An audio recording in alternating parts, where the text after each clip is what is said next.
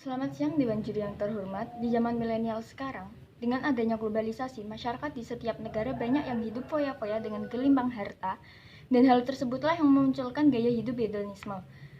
Saya sebagai pembicara pertama tim pemerintah di sini menyetujui mosi bahwa Dewan ini mendukung stigmatisasi dari gaya hidup bersifat hedonistik. Sebelumnya saya akan memberikan definisi mengenai kata kunci pada mosi tersebut. Stigmatisasi dari gaya hidup bersifat hedonistik di sini saya jabarkan sebagai anggapan negatif pada seseorang yang memiliki gaya hidup hedonisme, yaitu yang menganggap kenikmatan materi sebagai tujuan utama dalam hidupnya. Jadi dia akan selalu berusaha untuk memenuhi kebutuhan hidupnya. Status quo-nya sekarang banyak sekali masyarakat yang mempunyai sikap hedonisme. Nah, penyebabnya bisa dari dalam diri sendiri atau internal dan juga dari luar dengan adanya globalisasi tersebut. Sifat-sifat ini timbul biasanya dari gaya hidup seseorang yang suka untuk hidup berfoya-foya dan juga biasanya untuk memenuhi sikap iri. Selain itu, tak jarang orang yang meniru gaya hedonisme ini untuk memenuhi gengsi agar tidak diejek oleh teman-temannya. Padahal sikap hedonisme ini sangat merugikan seseorang dan dampaknya pada hidup ini sangat negatif. Masalahnya di sini seperti yang sudah kita ketahui Dewan Juri yang terhormat, sikap hedonisme menimbulkan banyak sekali dampak negatif. Contohnya adalah menjadi individualis, bersikap egois, dan sampai ke sifat konsumtif. Karena mereka terbiasa membeli barang untuk kesenangan mata saja, jadi tanpa memikirkan bagaimana manfaat dari barang yang akan dibelinya. Tujuan kami di sini sangat jelas, yaitu membuktikan bahwa stigmatisasi terhadap gaya hidup hedonistik ini patut dibenarkan. Untuk beban pembuktian saya yang pertama, mengapa stigmatisasi terhadap gaya hidup hedonistik ini bisa dijustifikasi, dan yang kedua adalah mengapa stigmatisasi terhadap gaya hidup hedonistik ini bisa menimbulkan dampak yang positif daripada dampak yang negatif. Selanjutnya saya akan memberikan argumen saya mengapa saya setuju dengan mosi kita kali ini. Gaya hidup hedonisme yang dapat menimbulkan hidup konsumtif ini akan merugikan setiap orang yang melakukannya. Mengapa? Karena di sini kita dalam hidup hedonisme ini kita ingin untuk selalu memenuhi hidup kita, untuk mencapai kenikmatan yang selalu kita inginkan dengan cara membeli barang-barang yang belum tentu sebenarnya kita butuhkan. Di sini kita membeli barang karena kalap mata saja.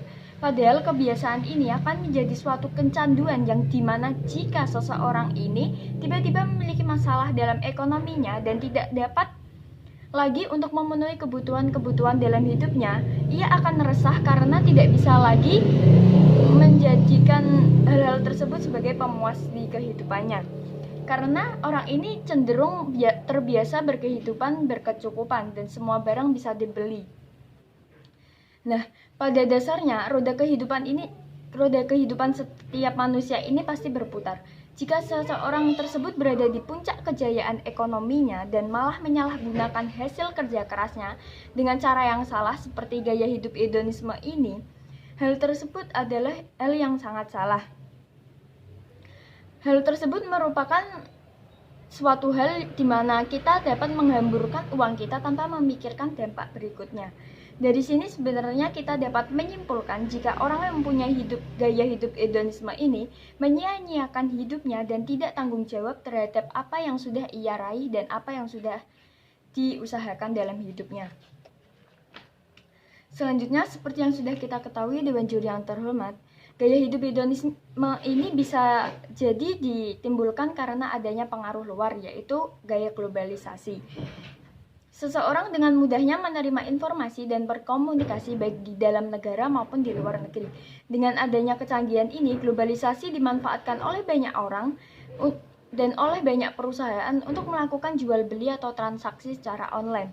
Nah, dengan adanya kemudahan ini, pasti setiap orang juga lebih mudah untuk mendapatkan akses dalam membeli barang tersebut. Di sini sangat salah jika seseorang tersebut menindak globalisasi ini sebagai dampak negatif untuk hidupnya dengan cara berfoya-foya dalam hidup dan hidup konsumtif. Lalu yang poin yang sangat penting, stigmatisasi ini tidak akan mengganggu kehidupan individu orang tersebut yang melakukan hedonisme. Dengan kita mengecap negatif mereka, itu memang benar adanya dan patut dibuktikan. Karena kenyataannya bahwa gaya hidup hedonisme ini hampir tidak ada dampak positifnya. Mungkin hanya satu saja, yaitu kenikmatan dalam hidupnya akan terpenuhi. Namun bisa jadi kenikmatan itu dapat diambil dari hal-hal lain yang lebih memiliki dampak positif. Contohnya adalah tentramnya keluarga dan yang lainnya. Jika pihak lawan memberikan argumen berdasarkan body autonom, jadi terserah seseorang tersebut memilih gaya hidupnya itu akan seperti apa.